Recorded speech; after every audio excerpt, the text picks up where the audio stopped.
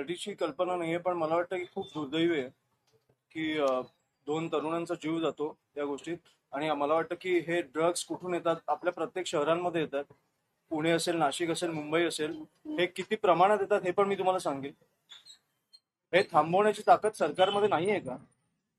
दरवेळेला असा काहीतरी प्रकार झाल्यावर मला वाटतं की आपण कुठेतरी ह्याच्यावर चर्चा करतो. हे थांबवण्याची मला वाटतं की ताकद असली पाहिजे की पोलिसांना तुम्ही एक 24 तासाचा फ्री हँड द्या. हे सगळ्या गोष्टी सुटतील. मला आता कळायला लागलं की शाळांच्या बाजूला ड्रग्ज विकले जातात. पुण्यामध्ये, नाशिकमध्ये. ही कुठची परिस्थिती? आपण कुठे आणून ठेवलोय आपल्या शहरांना?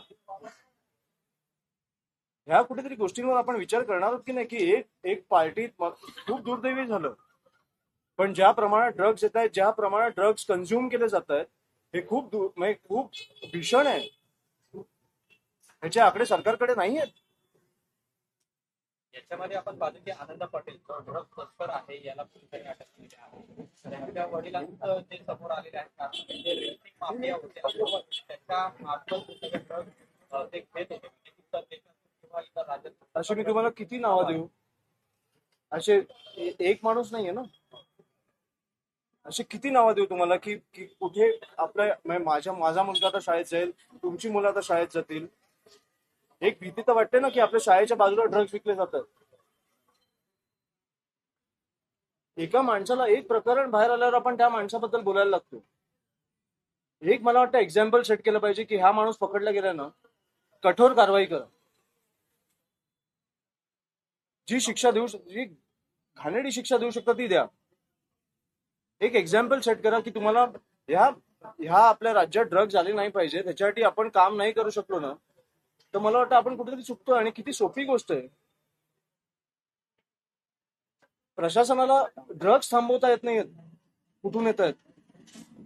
या विरोधात रस्त्यावर उतरेल पुण्यातही अनेक आम्ही उतरून काय करू? आम्ही उतरून पुण्यात काय करू? आम्ही पुण्यात उतरलो, नाशिकमध्ये मरणार लोक, मुंबईत मरणार लोक. कुठेतरी प्रशासनाने ही गोष्ट हातात घेतली पाहिजे ना. आम्ही तर उतरूच, आम्ही तुमच्या समोर आणूच, पण त्याच्यावर कारवाई काय होते? आता हा जो माणूस पकडला गेलाय, आपण 10 दिवसांनी बोलू याच्यावर कारवाई काय होते. आपल्याकडे बातम्या एवढ्या असतात की आपण विसरून जातो की काय झालंय.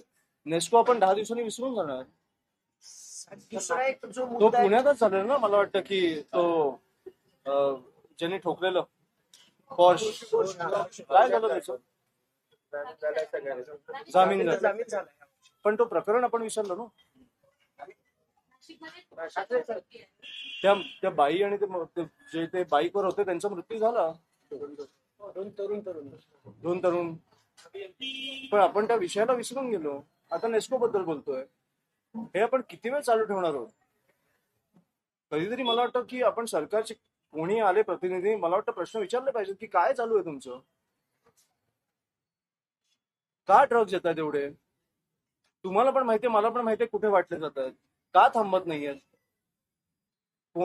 ड्रग्सचे पैसे कोणाला जातात सरकारमध्ये? हे प्रश्न तर विचारले पाहिजेत ना आपण. आतापर्यंत तरी मला वाटतं की डेमोक्रेसी आहे, लोकशाही आहे असं मला वाटतं.